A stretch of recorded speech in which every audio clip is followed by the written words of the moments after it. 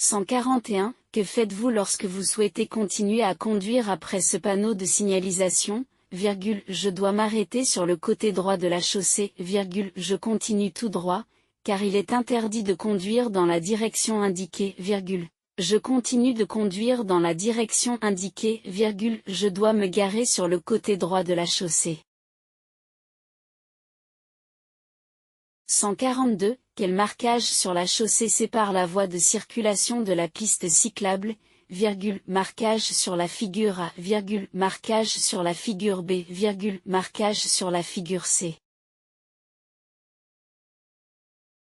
143. Pour des raisons de sécurité routière, nous devons constamment ajuster notre vitesse et notre style de conduite à quoi parmi les options suivantes, 2 réponses ou plus sont correctes, le tracé, les caractéristiques techniques et autres de la route, la transparence, la probabilité de contrôle radar par la police.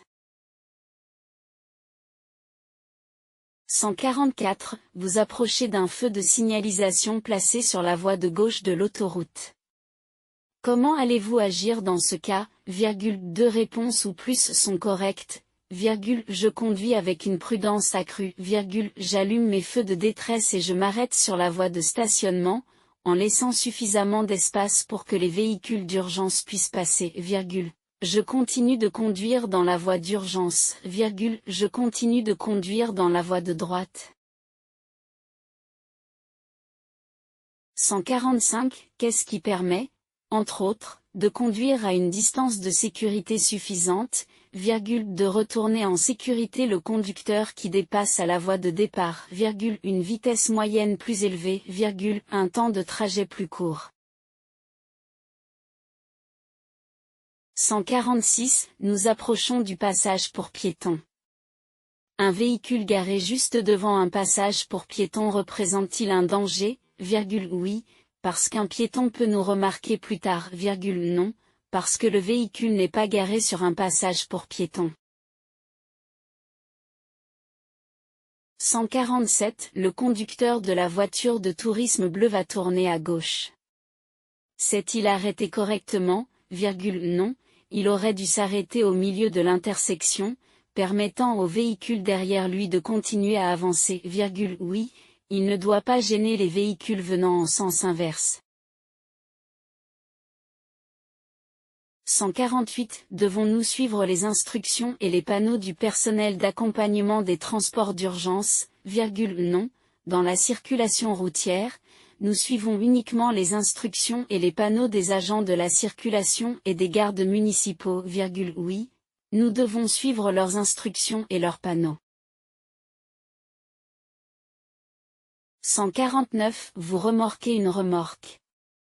Comment pouvez-vous réduire la probabilité de ne pas voir un cycliste en tournant en raison d'un champ de vision obstrué, tout le temps, pas seulement avant de changer de direction, je surveille ce qui se passe derrière et à côté du véhicule, je conduis de manière à ce que personne ne puisse me dépasser, je roule avec mes feux de détresse allumés, j'utilise des signaux sonores avant chaque virage.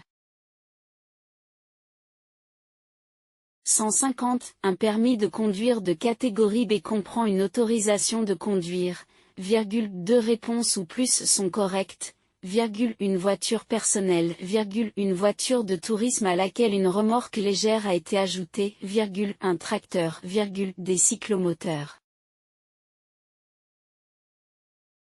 151. Quelle doit être la profondeur des canaux dans le motif d'un pneu hiver, M+S, pour être considéré comme équipement d'hiver, au moins 1,6 mm, au moins 2 mm, au moins 3 mm, au moins 8 mm.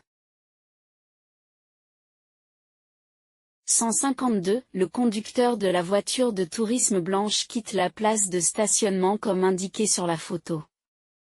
Quel problème peut-il rencontrer en le faisant, que les autres conducteurs ne tiennent pas compte de son droit de passage et ne lui permettent pas de se joindre au trafic en toute sécurité, bloquer le chemin d'un autre véhicule qui ne peut pas le voir à temps.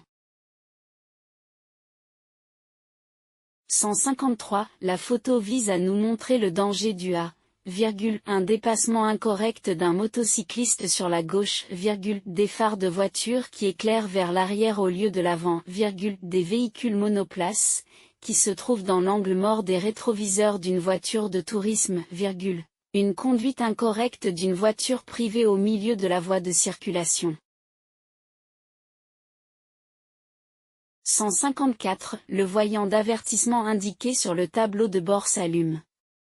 Que cela signifie-t-il, sur l'ampoule où il y a un défaut avec l'équipement d'éclairage, les feux de brouillard sont allumés, la défaillance se trouve dans le dispositif de freinage, seuls les feux de position sont allumés.